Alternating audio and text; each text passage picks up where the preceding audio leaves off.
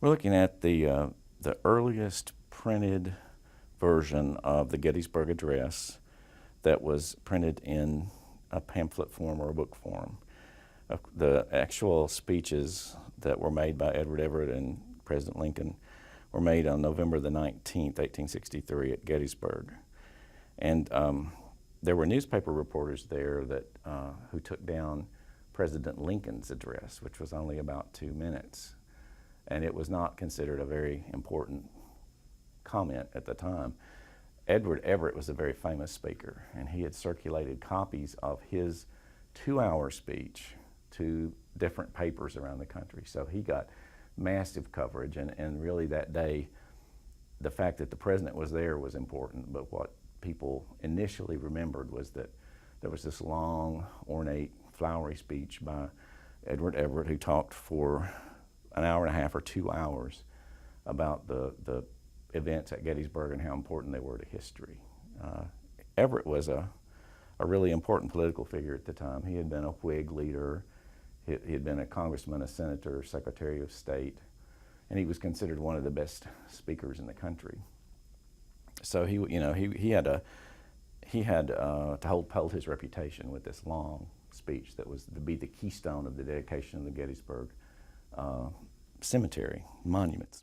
This is the opening page. This was printed in Washington, D.C. right after the speech. And if I can get the paper to turn. His speech starts off with a description of how Greek heroes were treated.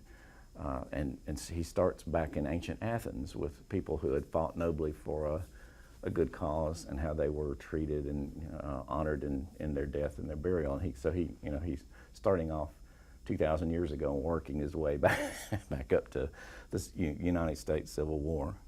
So this little pamphlet was printed by the Washington Chronicle in 1863, right after the speeches were given.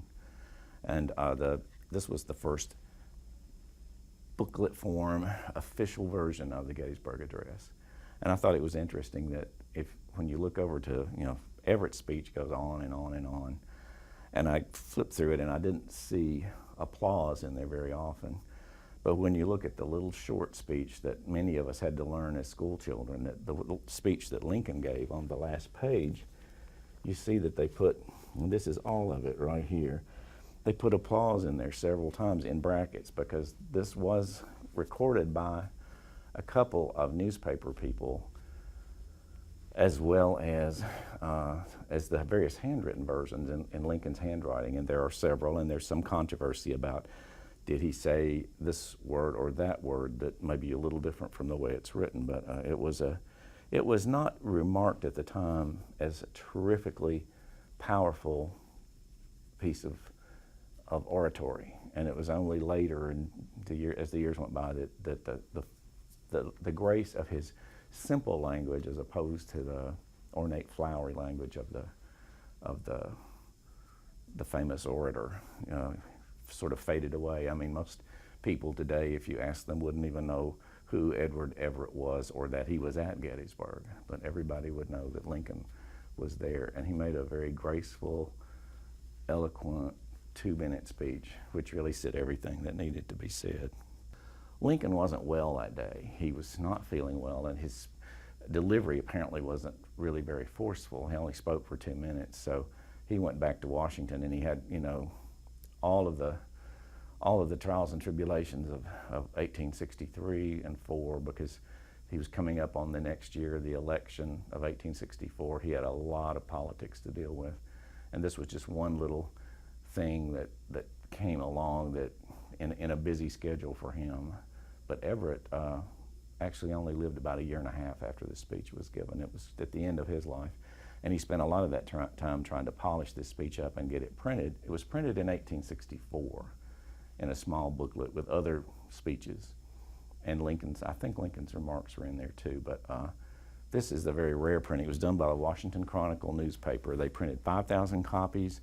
And there may be as many as 5 are still around today. We have this one, which apparently has been in our collection since, as I said, since we opened in 1921. And my best guess is it came from the papers of one of the politicians that we got, somebody like T.A.R. Nelson or one of the people from that era, maybe even later Congressman Houck. But anyway, we've had this in the collection and just really didn't know how rare it was until the Lincoln Library asked us for a photocopy of this because they wanted to see if it was really what we had cataloged it as, and it was. And then I saw this one for sale, and the write-up said that, you know, there's only 2 or 3 or whatever copies of this around. So I realized that A, it was valuable, and B, it was really quite rare, so we give it special treatment now. It's got its own special little place to be when it's not on display.